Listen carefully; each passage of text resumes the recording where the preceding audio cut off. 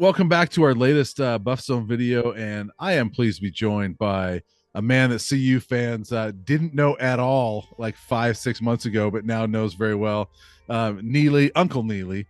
It was funny, we met back in December at the Celebration Bowl. I went down to Atlanta to cover that, and I was going to be meeting with Coach Prime a little bit and some of the players, but I was told that Coach Prime had said before he meets me, he's got to meet Neely. And you were the guy that has been that go-between, right? And so you're the one that introduced me to the players, things like that. And so you're kind of the man around there. And so what's been the biggest surprise for you with Coach Prime? Because I get asked this all the time of like, is he ready for this level? Can he do this? And the answer I give, I'll give my answer before you answer, but the answer I give is that it's going to be an adjustment for him because it's a new level, but he has surrounded himself with so many guys that have done the job that it's going to help him out a lot. I mean, when you got Sean Lewis, who's been a head coach, 4 of the 5 offensive assistants have been head coaches. There's so much experience on the staff. I think he's done a really good job of surrounding himself with people that will help him through the adjustment period. Would you agree with that? I agree with the notion, but not necessarily the deep dive on it. Here's why. Coach Prime is Coach Prime regardless of environment. Yeah. And whereas he has not been the head coach at a Power 5 school, we have to always remember he played football at a Power 5 school. Yeah. So what he brings to the table is he has been recruited by a Power 5, signed with a Power 5, been drafted from a Power 5, gone to the NFL, gone to the Super Bowl, gone to the Hall of Fame. It ain't an experience that Boulder or CU could throw at him that he has not walked himself, not only as a student athlete, but also as a player and now as a coach. In there, I haven't been surprised by anything, whether it's the roster turnover, the quality of the staff he has selected, his attention to detail, whether you are in the custodian staff, the cafeteria, all the way up to Rick George in the AD's office. He is not a micromanager, but is heavily involved and informed in everything, because if you touch the program and touch his players, you have thereby an impact on winning and losing, and he's going to make sure anything that touches the program is up to Coach Prime's standard. So nothing has been surprising in that regard. Outside of when it became official that he was going to Boulder instead of some of these other places that were in the rumor mill, nothing this guy does surprise me because I've seen it so many times before. So like I said, I'm a little skeptical to see how it comes together, or maybe not skeptical, but curious to see how it comes together. But at the same time, I think people just sit back and watch it happen, because this team is not going to be worse than last year. They're going to be better than last year. And I think he's getting way too much heat. And I know you're a Dion guy, so you agree with that. But like, are you amazed at how much heat that he's getting for what is going on here? Well, I am amazed, but I'm not surprised. Yeah. Because the thing is, man, there's so much of the attention that comes from it are coming from people who don't understand the process, are coming from people who are not familiar with the new rules and what's allowed, and coming from people who exist in comfort zones. And one thing that Deion Sanders does not do is exist in a comfort zone. He's going to do what is uncomfortable, what moves the needle. And I think even in that vein, so he hit in December and January or February, and he's telling players and telling staff, about the changes that are coming, that if you don't come up to the standard during the spring conditioning and spring practice.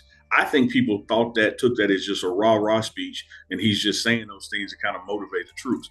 Not understanding, because they don't know Deion Sanders, Coach Prime, well enough yet, that if he says it, he means it. Like it ain't cap, it ain't hype, it ain't hyperbole, it's not spinning. He's telling you exactly what's coming, and He does what he says and says what he does. Now, as far as the curiosity or skepticism, as you put it, I understand, because this is something that is new to CU football. But having seen it myself personally at Jackson State, and what folks got to throw out the window is this notion of what used to be, D2 HBCU level and Power 5.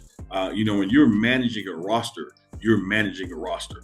So it doesn't matter if it's AA ball or big ball or AAA ball. You got to put the best team out there, on the field to win. And here's what this guy did from a COVID season to fall ball.